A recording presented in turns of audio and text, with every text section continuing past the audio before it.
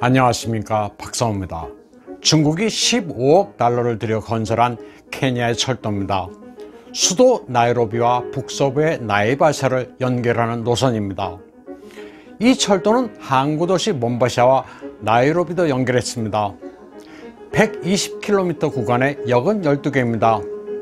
10월 16일 케냐 대통령 우루루 케냐타가 개통식에서 시승했습니다.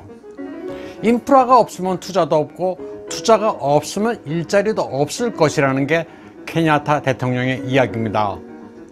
아프리카 열차라고는 상상이 되지 않는 모습인데 과연 이 열차가 공짜일까요? 서구 선진국들은 과거 아프리카를 착취한 악마고 중국은 천사일지 생각해 볼 문제입니다. 이게 바로 1대1로입니다. 전문가들은 이 철도 프로젝트는 케냐를 빚더미에 빠지게 할 흰 코끼리라고 지적하고 있습니다. 이 철도는 37억 달러를 추가로 투입해 우간다까지 연결해야만 채산성이 있습니다. 초기에 투자를 일정 부분 해주고 빚의 늪에 빠져들도록 하려는 중국의 계략입니다. 2018년 10월에 개통된 몰디브의 수도 말레와 훌룰레를 연결하는 2.1km의 대교입니다. 중국 자본 1억 2,600만 달러가 투입돼 시나 말레 브릿지, 즉 중국과 몰디브 5호 대교로 명명됐습니다. 몰디브는 인구가 2018년 기준으로 39만 명에 불과합니다. 이런 작은 섬나라에 섬과 섬을 연결시키는 대교가 굳이 필요할까 생각됩니다. 중국이 1대1로 차원에서 건설한 건데 이미 몰디브는 빚더미에 올라 있습니다. 이 대교를 보면 주민이 얼마 되지도 않은 우리나라 남쪽 어느 지역에 건설된 다리가 연상됩니다. 있으면 좋겠지만 비용을 따지자면 왜 지어야 할까 의아해지는 건설 프로젝트입니다. 2019년 11월 초 키르기스탄 경찰은 중국의 보안 시스템을 도입했습니다. 새로운 경찰 통제센터가 수도 비슈케크에 문을 열었습니다. 안면 인식 시스템이 장착된 CCTV로 국민들을 감시하는 시스템입니다. 수로바이 진베코프 대통령이 참석했는데 안면 인식 시스템에 만족한다면서 이는 범죄 예방이란 선한 의도로 이용될 것이라고 주장했습니다. 2019년 초 중국과 계약을 해서 도입한 시스템인데 기술이 무료로 제공됐다고 합니다. 내년까지 이 시스템은 계속 확충될 예정입니다. 안면 인식 시스템에 대해 인권운동가들은 크게 우려하고 있습니다. 키르기즈의 부패한 공권력이 이를 이용해 국민들의 사생활이 침해될 것이라는 우려입니다.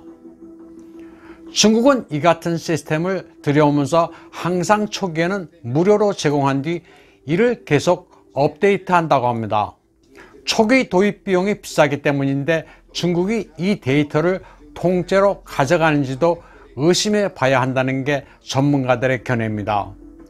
준법을 강요하는 CCTV는 모든 국민을 잠재적 범죄자로 간주하는 측면이 강합니다. 최근 한국에도 속도 위반 CCTV가 급증했는데 미국이나 일본 같은 선진국들을 보면 CCTV가 그렇게 많지 않습니다. 법은 상식의 최소한인데 민도가 높아 스스로 법규를 지키고 국가도 굳이 감시를 할 필요가 없기 때문입니다. 이집트에서는 시시 대통령이 카이로 신도시를 스마트 시티로 건설하고 있습니다. 신도시는 2015년에 구상된 겁니다. 수백만의 일자리를 창출하고 카이로 교통정체와 대기 오염을 해결한다는 명분을 가지고 있습니다.